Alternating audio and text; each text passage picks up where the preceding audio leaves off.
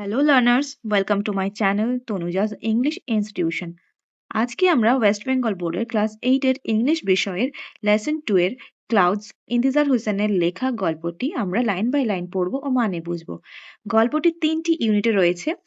আমরা আজ ক্লাসে ফার্স্ট ইউনিটে শুরু করব। আজকে আমার চ্যানেলে যারা প্রথম এসেছো তারা প্লিজ আমার চ্যানেলটিকে সাবস্ক্রাইব করে রেখো ওয়েস্ট বেঙ্গল বোর্ডের ইংলিশ ক্লাসগুলো পাওয়ার জন্য। আর পাশে থাকা বেল আইকনটি প্রেস করে নিও সমস্ত ভিডিওগুলোর নোটিফিকেশন পাওয়ার জন্য। আজকে আমরা পড়ব ক্লাউডস বা ইন্তিজার হোসেন। প্রথমে শুরু করব লেখক পরিচিতি থেকে। ইন্তিজার হোসেন বর্ন ইন 1923। ইন্তিজার হোসেন জন্মগ্রহণ করেছিলেন 1923 সালে। ইজ আ ফেমাস রাইটার, বিখ্যাত লেখক ফ্রম পাকিস্তান, যিনি পাকিস্তান থেকে ছিলেন। Who writes short stories and novels in Urdu, যিনি ছোট গল্প এবং উপন্যাস লিখতেন উর্দুতে। And also columns for newspapers in English, এবং ইংরেজি খবরের কাগজে তিনি স্তম্ভ লিখতেন। He has received many awards in Pakistan, India and the Middle East. তিনি প্রচুর পরিমাণে সম্মানীয় পুরস্কার পেয়েছেন কোথায়? পাকিস্তানে, ইন্ডিয়াতে অ্যান্ড দ্য মিডল ইস্ট অর্থাৎ মধ্যপ্রাচ্যে। The seventh door and the leaves আর among his books translated into English. দেখো, among his books, তার বহু বইগুলির মধ্যে the seventh door and the leaves এই বই দুটি ট্রান্সলেট করা হয়েছিল, অনুবাদ করা হয়েছিল ইন্টু ইংলিশ, ইংরেজি ভাষায়। His Urdu short story Badal has been translated as Clouds by Rakshanda Jalil. বলছে হিজ উর্দু শর্ট স্টোরি, তার উর্দু ভাষায় লেখা একটা ছোট গল্প বাদল, যেটা কি করা হয়েছিল? হ্যাজ বিন ট্রান্সলেটেড, যেটা অনুবাদ করা হয়েছিল অ্যাজ ক্লাউডস, ক্লাউডস নামে, বাই রাকসান্দা জালিল। এই যে রাকসান্দা জালিলের দ্বারা এই যে তার বাদল ছোট গল্পটি ক্লাউডস দিয়ে কী করা হয়েছিল? অনুবাদ করা হয়েছিল। The present text is it's edited version. এখন বর্তমানে যে আমরা গল্পটি পড়ছি, যে টেক্সটটা পড়ছি, এটা সেই সম্পাদনারই একটি সংকলন। এবার আমরা টেক্সটে চলে এসেছি, এবার আমরা টেক্সটে শুরু করব।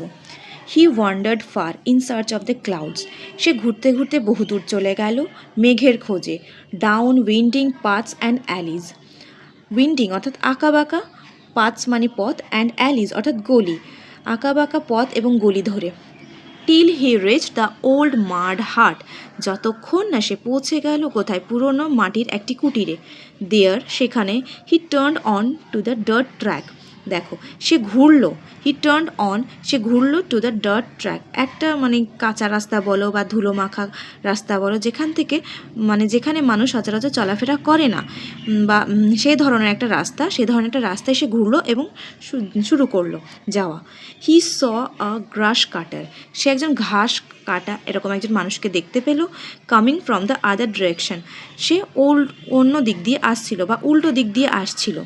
আ bundle of freshly cut grass balanced on his head, সে কীভাবে আসছিল? A bundle of freshly cut grass, মানে এক বান্ডেল কি নিয়ে, মানে জাস্ট সতেজ ঘাস নিয়ে, এক বান্ডেল সতেজ ঘাস নিয়ে, ব্যালেন্সড অন হিজ হেড, সেতে মাথার ওপর সামঞ্জস্যপূর্ণভাবে রেখে নিয়ে চলে আসছিল।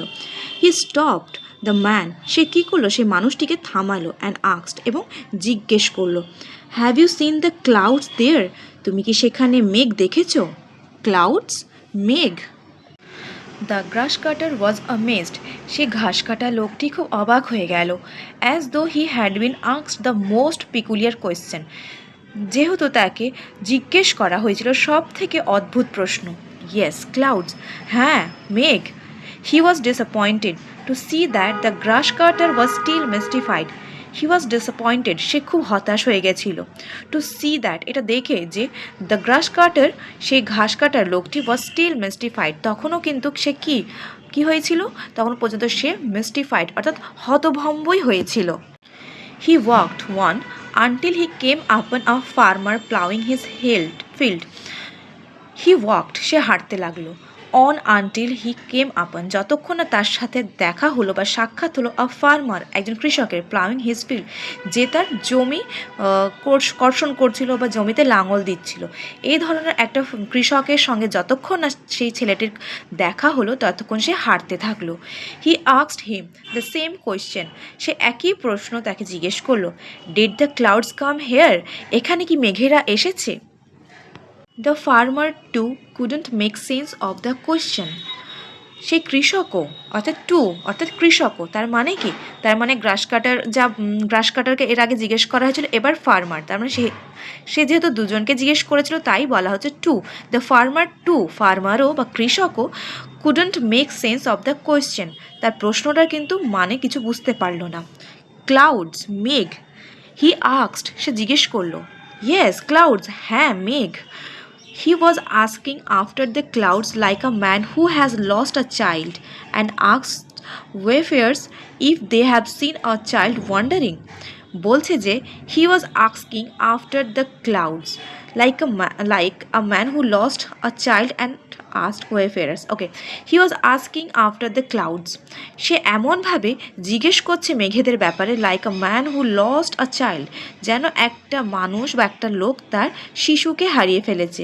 অ্যান্ড আস্কস ওয়েফেয়ারার্স, অর্থাৎ ওয়েফেয়ারার্স মানে এখানে দেখবে তোমাদের টেক্সটে দেওয়া আছে ট্রাভেলার্স অর্থাৎ পথিক, অ্যান্ড আস্ক ওয়েফেয়ারার্স অর্থাৎ সে পথের পথিকদেরকে জিজ্ঞেস করছে if they have seen a child wandering, তারা কি কোনো বাচ্চাকে বা শিশুকে ঘোরাঘুরি করতে দেখেছে।